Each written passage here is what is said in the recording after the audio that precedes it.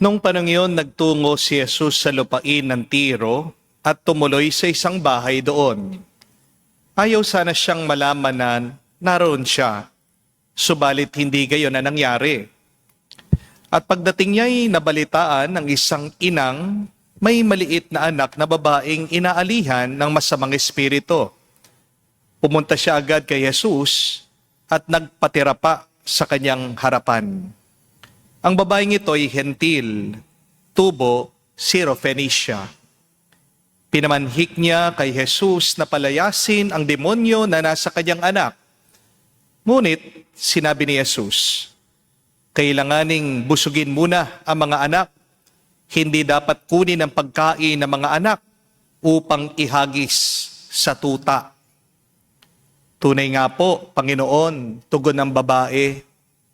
Ngunit ang mga tuta, mang nasa ilalim ng hapag, ay naninimot na mga mugmog na nalalaglag na mga anak.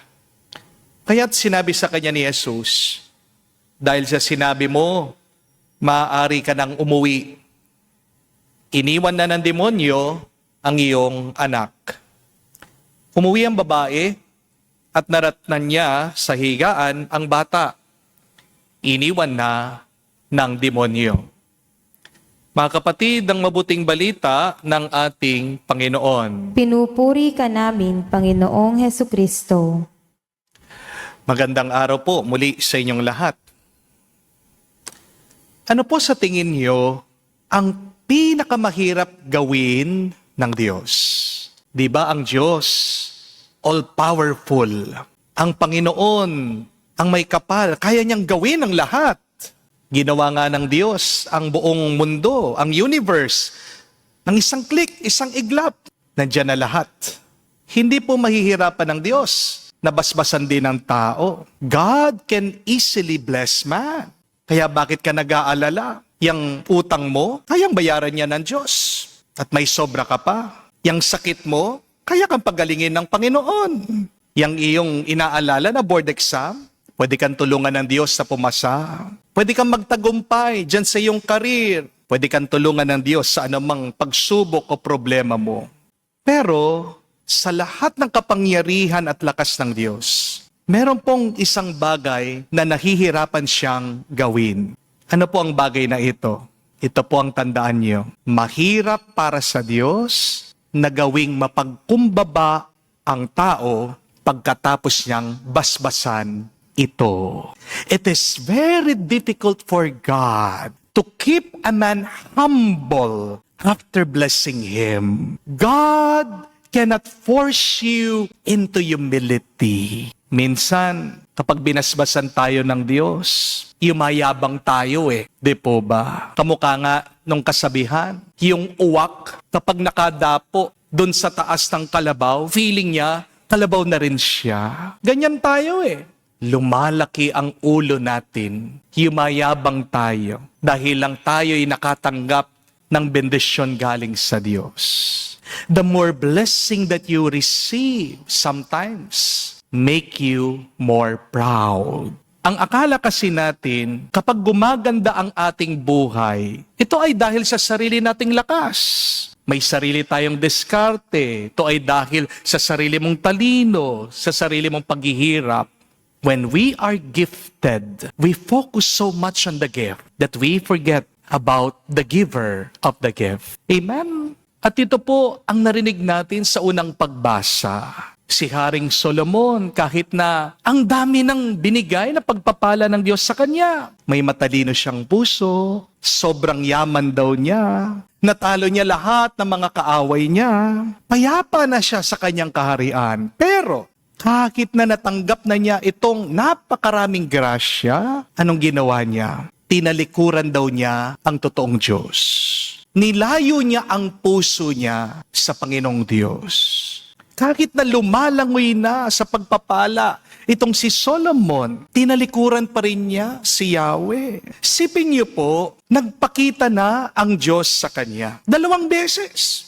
Kinausap na nga siya na mali ang kanyang ginagawa dahil daw Sumasamba siya sa mga Diyos-Diyosa na tinuro ng kanyang mga asawa sa kanya. Sinabihan na siya mismo ng Diyos, hintuan ang pagsamba sa mga hindi tunay na Diyos. Hindi pa rin siya nakinig. At dahil daw nakalimutan ni Solomon ang totoong Diyos, kinuha ng Panginoon yung pagpapala niya at binigay niya sa iba.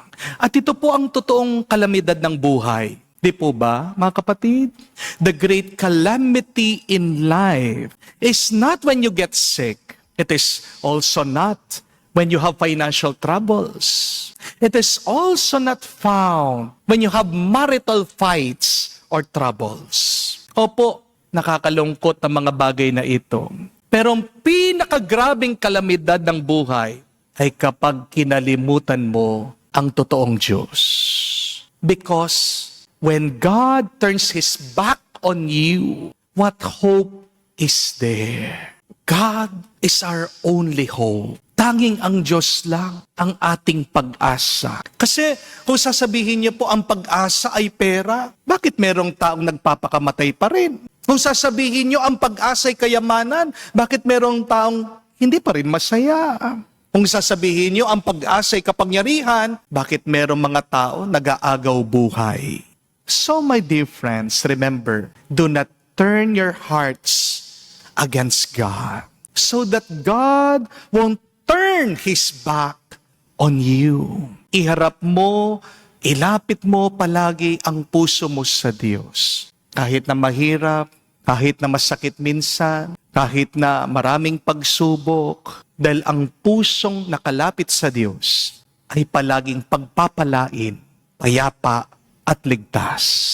Amen? Also do not forget that when you feel humiliated, it is God humbling you. Ito naman po ang tinuturo sa atin ng Ebanghelyo ng Mabuting Balita. Meron pong isang babae, isang ina. Hindi po siya Hudyo. Isa po siyang Syro-Phoenician. Lumapit po siya kay Jesus. Hindi siya kabilang, hindi siya pinakinggan. Sa mata ng ibang tao, wala siyang karapatan. At para bang sinubok pa siya ni Jesus. Kasi sinabihan siya, hindi daw tama na tinatapon yung tinapay sa mga tuta. Sipin niyo yun, inihambing siya sa aso. Para bang sinabihan siya na hayop lang siya. Pero kung mayabang lang po yung ina, baka nag-walk out siya. Di po ba? Kung pride ang pinairal niya, baka sinabihan niya si Jesus, aba, sino ka ba? Bahala ka na dyan. Pero anong ginawa nitong babae? Nagpakumbaba siya. Sumagot siya. Sabi niya, Panginoon, kahit naman po ang mga aso sa ilalim ng lamesa, kinakain nila yung mga tira-tira. Anong klaseng puso meron ang babaeng ito? Isang pusong nagpapakumbaba. Isang pusong nananalig. Isang pusong hindi umalis sa Diyos kahit na parang tinutulak siyang palayo. At dahil po doon, dahil sa nakita ng ating Panginoon, Jesus said, because of your reply, go home, the demon has left your daughter. Hindi po siya Hudyo, pero pinagpala siya. Hindi siya kabilang, pero pinili siya. Hindi siya perpekto, pero may pananampalataya siya. Mga kapatid, tandaan niyo po, si Haring Solomon, pinagpala, pero naging mayabang, kaya lumayo ang Diyos sa kanya. Ang babaeng ito, tila tinanggihan, pero nung nagpakumbaba siya, mas lalo pa siyang nilapitan ng Diyos. Kaya tandaan niyo po mga kapatid, ang Diyos naaakit sa pusong nagpapakumbaba, kaysa sa pusong nagmamayabang at nagmamataas. Kaya mga kapatid, kapag pinagpapala ka, mas magpakumbaba ka pa. Kapag umaangat ka, mas lumuhod ka pa. Kapag dumadami ang iyong biyaya, mas dagdagan mo pa ang iyong pasasalamat. At kapag minsan hinahayaan tayo ng Diyos at tayo ay mapahiya, mabigo, madapa o mahirapan, wag mo isipin na ikaw ay pinarurusahan. Tinuturuan ka lang niya maging mas malakas, maging matatag, magpakumbaba ka pa. Dahil ang yabang, hindi ka ililigtas. Amen? Remember, humility attracts grace. I will repeat that. Put that in your mind and in your heart. Humility attracts grace. So stay humble, stay close to God, stay faithful. At ang biyaya na hindi mo inaasahan, ang mismong Diyos ang mananatili at magbibigay sa iyo, hindi lang ngayon, kundi hanggang sa magpa sa walang hanggan. Amen. Tandaan niyo po mga kapatid, kahit nasa lahat ng lakas at kapangyarihan ng Diyos, hindi niya tayo mapipilit o mapepwersa na magpakumbaba.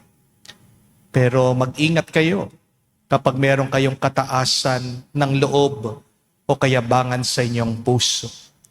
Dahil tandaan niyo po ang sabi ni San Agustin, it is pride that turn angels into devils. Meron kang mga pagpapala na tinanggap. Hindi lang dahil pinagpaguran mo yan. Hindi lang dahil masipag ka, matalino ka, ito ay dahil sa Diyos. When you recognize that, that is the beginning of humility. Ang puso na walang pagpapakumbaba, kamuka ni Haring Solomon, lalayo sa Kanya, tatalikod sa Panginoon. At pag tinalikuran mo ang Panginoon, tatalikod din ang Panginoon sa iyo.